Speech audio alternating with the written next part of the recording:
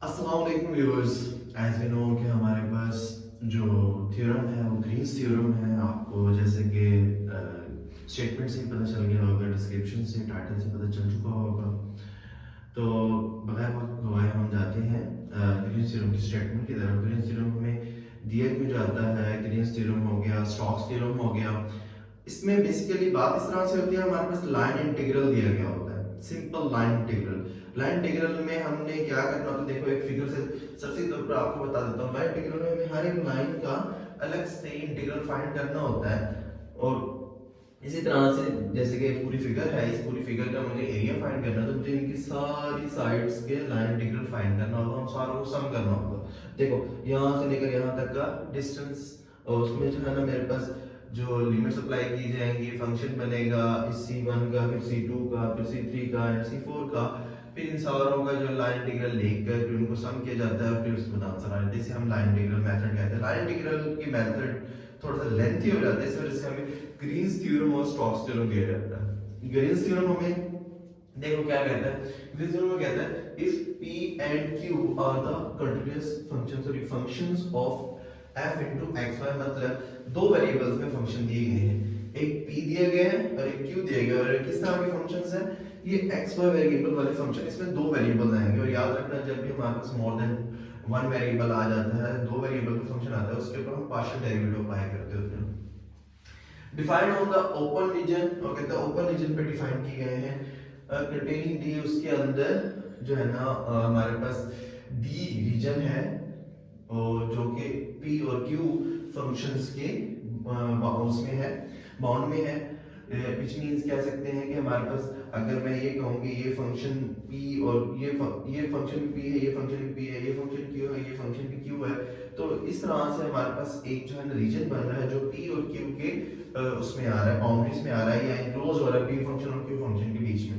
तो containing D and having continuous partial derivative, और इनके जो ऊपर डेरिवेटिव्स अप्लाई किए गए हैं। मैंने जैसे कहा था, अगर हमारे पास कोई फंक्शंस आ जाते हैं और वो मोर देन वन वेरिएबल में आ जाते हैं, मतलब x और y में, पहले तो हमारे पास x सिंगल वेरिएबल में आता था, अब दो वेरिएबल में आने लगे, तो उसके ऊपर जब हम डेरिवेटिव लेते हैं, ये इंटीग्रेशन लेते हैं, फिर वो डबल डेरिवेटिव या डबल इंटीग्रेशन की बजाय वो क्या कर देते हैं, हमारे पास जो डेरिवेटिव है पार्शियल डेरिवेटिव में कंसीडर किया जाता है, मतलब पार्शियल डेरिवेटिव अप्लाई होता है उसके ऊपर, उसको हम सिंगल डेरिवेटिव सिंपल नहीं ले सकते।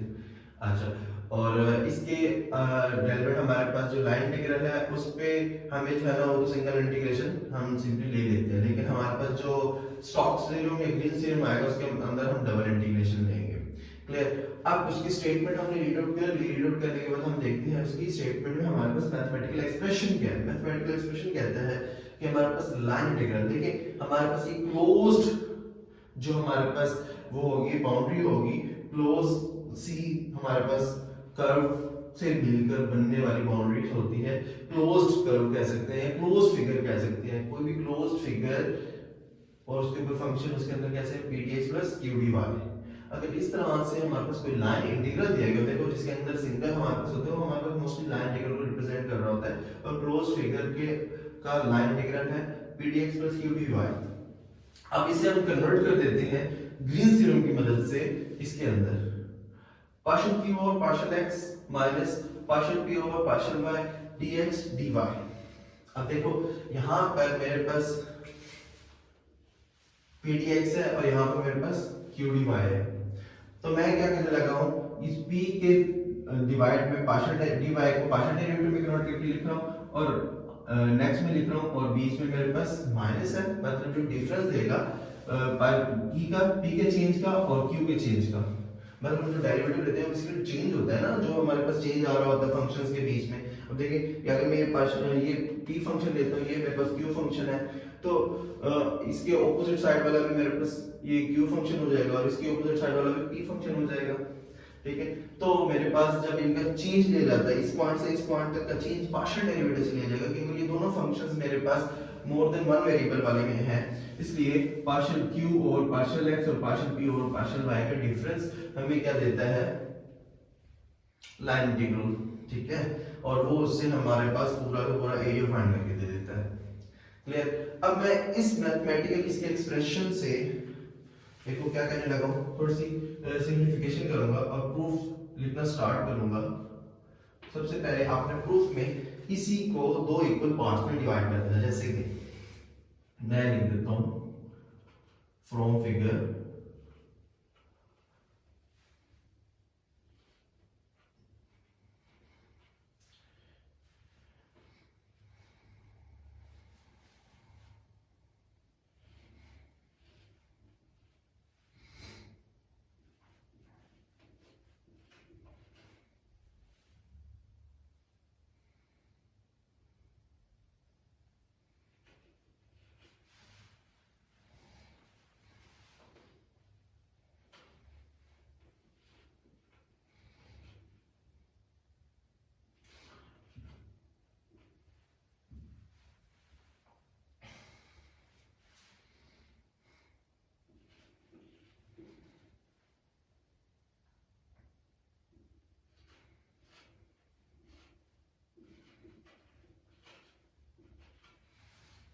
देखें जी, मैंने इसको दो इक्वल पार्ट्स में कन्वर्ट कर दिया। उसके पहले पार्ट का नाम 1 रख देता हूँ और सेकंड पार्ट का नाम 2 रख देता हूँ। देखो किस तरह से मैंने डिवाइड किया। देखो मेरे पास यहाँ पर फंक्शन p है, p का लाइन इंटीग्रल मेरे पास क्लोज्ड फिगर का लाइन इंटीग्रल मेरे पास p का इक्वल कर दिया p वाले फंक्शन के, जो कि ये रहा। ठीक है, इसके साथ में जो माइनस है, माइनस के साइन में बाहर लिख देता हूँ इसका। क्लियर। उसके बाद मैंने q dy को किसके इक्वल किया, पार्शियल q और पार्शियल x के। तो मेरे पास क्लोज्ड हमारे पास q dy किसके इक्वल हो गया, डबल इंटीग्रल यहां पर d लिखना था। ठीक है, ये क्लोज रीजन d के ऊपर पार्शियल q और पार्शियल x की। देखो यहाँ पर q है तो मैंने q वाला पार्शियल डेरिवेटिव लिया, यहाँ पर p है तो मैंने पार्शियल p वाला डेरिवेटिव लिया। ठीक है, तो ये दो जो पार्ट्स मैंने इसके बनाए हैं, इसके मैंने पार्ट फर्स्ट को मैं क्या करूंगा, पहले प्रूफ करूंगा। फर्स्टली मेरे पास मैंने जो है ना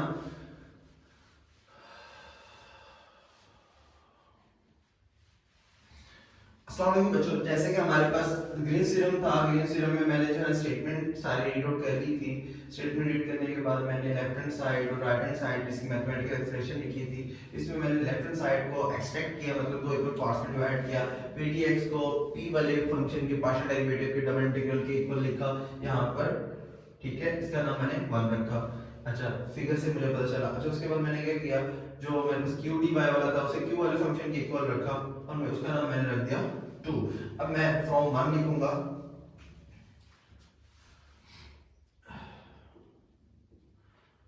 फ्रॉम 1। अब 1 में हमारे पास क्या है, c p dx which is equal to double integral d partial p over partial y dy। सबसे पहले हम इसको 1 को हम वो प्रूव करेंगे लेफ्ट हैंड साइड को राइट हैंड साइड के इक्वल। सबसे पहले मैं क्या करने लगा हूं, डबल इंटीग्रल साइड को सॉल्व करने लगा हूं। यहां पर मैं लिखूंगा right hand side minus double integral d और partial p over partial y dy। यहां पर मैंने d जो मेरे पास है, ये फिगर है, इसके सारी की सारी जो बाउंड्रीज हैं इसको भी मैंने मेंशन करना होगा। तो यहां पर मैं लिख दूंगा वेयर d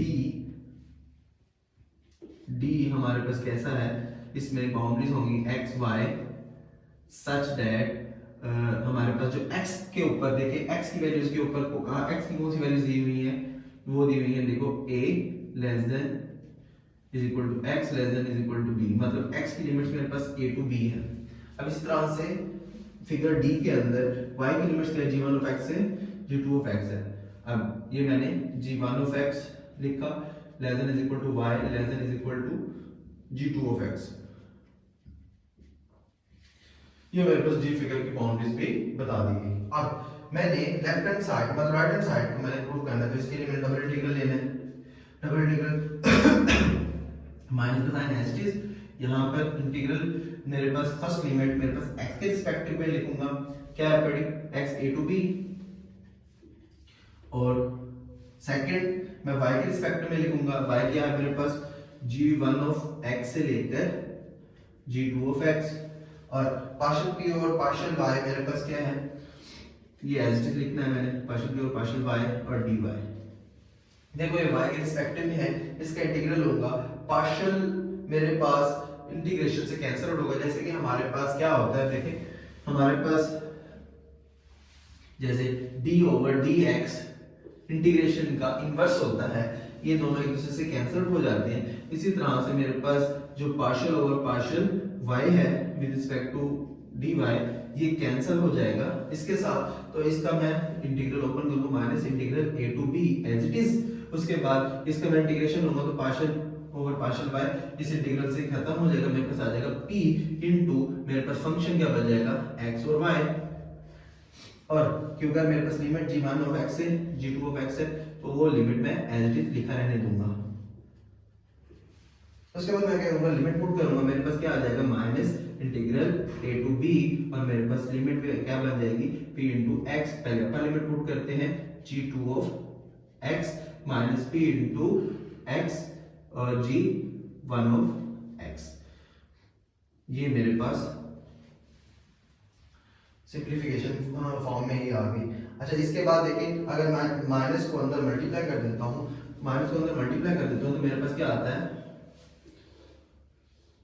माइनस को अंदर मल्टीप्लाई करूंगा तो ये माइनस प्लस का हो जाएगा, प्लस की टर्म पहले हो जाएगी इंटीग्रल a टू b और इसमें मेरे पास क्या हो जाएगा p into x g1 of x और minus p into x g2 of x हो जाएगा।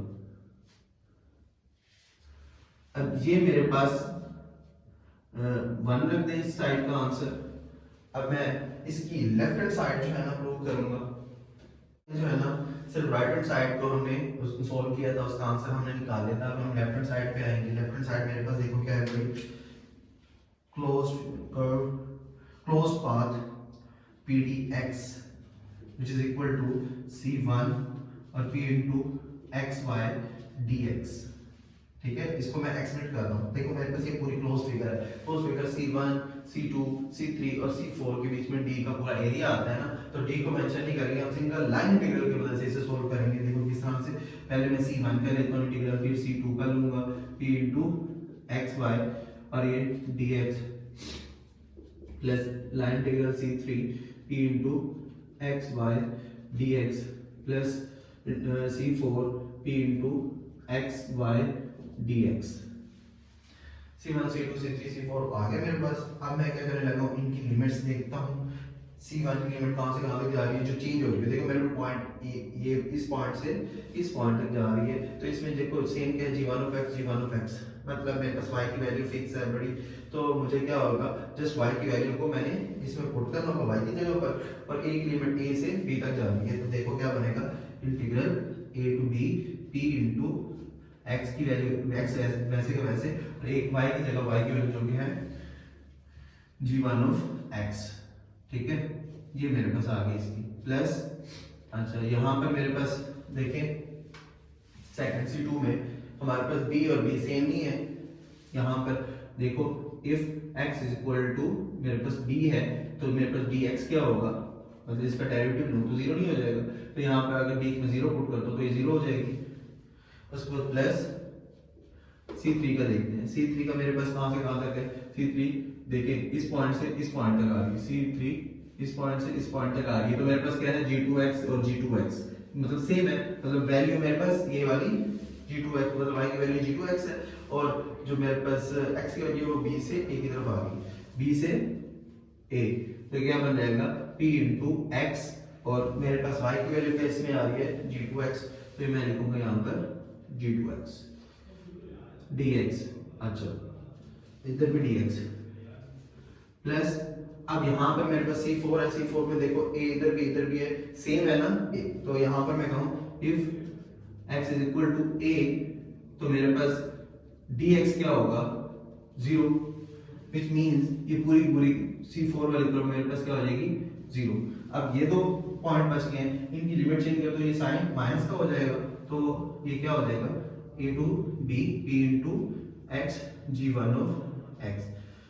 इस तरह से प्लस ये माइनस हो जाएगा, लिमिट चेंज कर रहा हूँ ना, तो ये a to b p into x G2 of x। उस ये इसके लास्ट में भी dx लिख दे, इसके लास्ट में भी dx लिख दे। उसके बाद इन दोनों को इकट्ठा कंबाइन करके दोनों के लिमिट सेम नहीं है तो मैं दोनों की लिमिट वन टाइम लिखता हूँ a टू b और p into x g1 of x minus p into x g2 of x और ये dx हो गया, वन टाइम dx लिख दिया बाहर मैंने। तो ये पूरी चीज का आंसर मैं 2 रखता हूं। Clear? From 1 and 2 proved that integral c p dx which is equal to minus double integral d partial p over partial y dy। देखिए 1 और 2 से मुझे लेफ्ट हैंड साइड इसकी राइट हैंड साइड के इक्वल मुझे मिल गई, दोनों का आंसर सेम निकला था। तो मैं यहां से लिख सकता हूं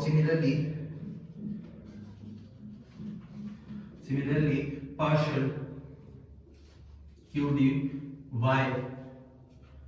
इक्वल होगा double integral d partial q over partial x dx के, sorry partial q over x dx के होगा। ठीक है, तो यहां पर मेरे पास जब ये मेरे पास करने हैं इसका नाम ये 1 हो गया मेरे पास और ये मेरे पास 2 वाली कंडीशन है, 2 वाली कंडीशन भी ट्रू हो जाएगी जब इसको इसी तरह से प्रूव करेंगे। इस left hand side right hand side के इक्वल किया 1 का, इस तरह से प्रूव करेंगे left hand side right hand side के इक्वल आ जाएगा। तो उसके बाद हम आएंगे from capital I and capital 2I Green's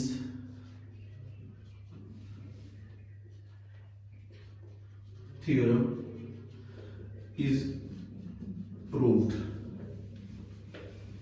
देखें अगर I और ये 1 और 2 अगर हमारे पास दोनों left hand side right hand side equal आ जाती है तो मैं ये लिख सकता हूँ कि ये मेरी साइड इस साइड के इक्वल है। तो इसलिए मैंने कहते हैं from 1 and 2 Green's theorem is proved, which means this one side is equal to this one।